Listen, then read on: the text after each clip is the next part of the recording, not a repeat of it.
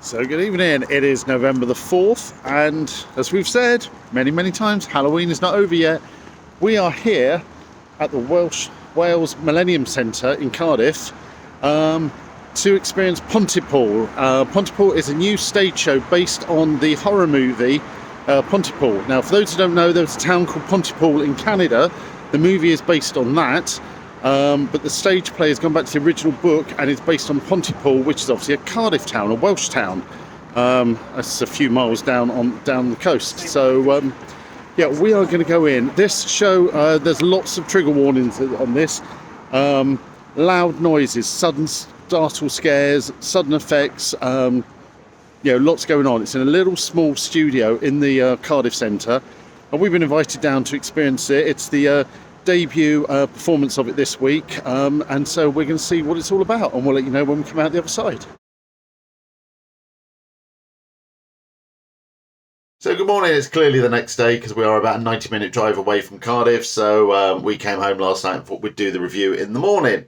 Right, let's just do a bit of history. So this play is based on the original Tony Burgess novel, which was then made into a film, I think in the 90s, called Pontypool, set in Canada. The film is about a breakfast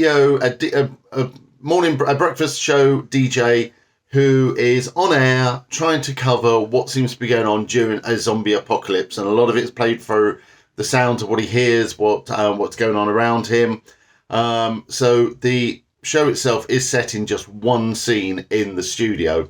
Obviously, there was a Pontypool in Wales, so the Wales Millenium Centre decided to relocate the show to Wales, and it makes perfect sense when you actually look at the theme of the story and everything that's going on. So the main action is based in a basement radio studio in Wales, in Pontypool, just as a zombie apocalypse is hitting. Now, if you've seen the film, the way the zombie virus spreads is quite unusual. It's very weird. It's not by biting. It's not viral in the air. It travels by words.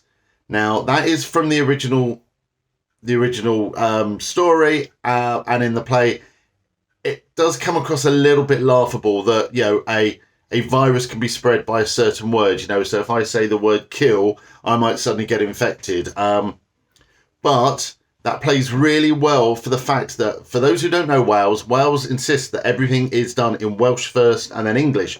All the road signs and everything, even though most people in Cardiff speak English. So they played on that really well, because obviously towards the end, there are things that happen in the play. Like there is a big announcement that comes out in Welsh only, and it's like, do not translate this, because there are words that when translated into English affect the virus, and so there's lots of play on the Welsh and the English. There's Welsh characters in here, and they're like, well, I didn't even send my children to Welsh school because I didn't think they would need it. Welsh language school. You don't need to know Welsh at all. It's quite good actually not knowing it. So when there is something in Welsh, and then when it gets translated, it works really well. I mean, there are, at one point, the characters end up talking in French or pidgin French because they're trying not to speak English. That's hilarious. I mean, there's all certain words that I think everybody knows. Everyone knows the word merde in French. So when that gets uttered, it's quite amusing. So yeah, so that is the main story. So getting over the weird element of the virus traveling through words. That's the story. That's what they've done. So then you've got a stage show which has got zombies in it. Now, horror theatre is really good for ghost stories. It's really good for paranormal. It's really good for that sort of creating attention and then like a quick scream or whatever. I don't think I've ever seen a zombie. Well, I don't think I've seen a serious zombie show. Obviously, we did Night of the Living Dead, where we were on stage and being covered by blood or whatever. But this is a serious horror show, trying to create as much tension and horror as possible on a stage show. So because the whole thing is set in just one room, or there's like a sort of a booth where the main where the DJ is, and then a room outside. So I basically thought, okay, we're not going to see the zombies. It's all going to be played out outside, and it's going to be them reacting to it. So when, of course, one of the people in the room does get infected, and that's played out particularly well, there's some great special effects, some great makeup there, use of the interval to progress somebody on from where they were before, where they were at the start to how they are as a zombie.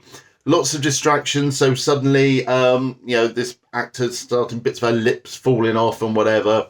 Some clever uses of just dropping behind furniture or dropping behind scenes or whatever to then progress the sort of progression of the zombie. Don't want to say much else, but this is not a light-hearted, gentle horror supernatural experience. There is full on gore, and at one point there's something that happens. Well, there is blood and gore and guts splattered all over the glass of the DJ booth. It was quite impressive for for live production to do that.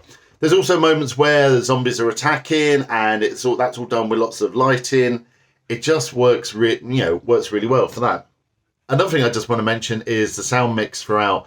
So there's a lot of things that are coming into the radio station. You've got the people, they're talking while radio adverts are playing in the background. The way the sound is mixed is really well, so you can know where to listen to what's going on. There's obviously pre-recorded scenes interacting with the actors on stage. It's very technical, and they do a great job of directing you to what you're supposed to be listening to. I mentioned the special effects. The other thing that surprised me was how much comedy there was in there and social commentary. Now there was a line about there was a riot or something, and it referred back to the recent riots back in the UK. We don't do this in Wales. It's only the English that riot like that. Obviously, there's comparisons to COVID because that's happened quite recently. Lots of jabs between the English and the Welsh and the use of Welsh language. So that was really cleverly done, and the comedy in there was quite funny. I say, especially when the character said "mad" later. It just elicited a laugh. But the show has got a lot of tension in it. It really does build up the plot and the tension. You don't quite know where it's going, and so I'm trying not to give too much away about what happens and how it all pans out in the end. But there's a lot going on there. So all in, there was some great acting. Really, I think quite technical acting, because they're constantly acting between the sounds on the stage and what's going on, and quite a lot to convey across the whole show. Directed beautifully, produced really well. It was all in all, it was a great production. So I'm not sure whether they're going to tour it. Obviously, it is the Welshness of it is relevant for Wales, but actually you could quite easily tour this to somewhere in the UK, and you could change. You wouldn't need to change too much of it. So it'd be interesting to see what happens with it going forward. But we absolutely loved it. Really good show. Great to see some proper horror on stage, not just supernatural, spooky horror, but some absolute proper gory horror on stage. We just want to thank the Millenium Centre for inviting us down.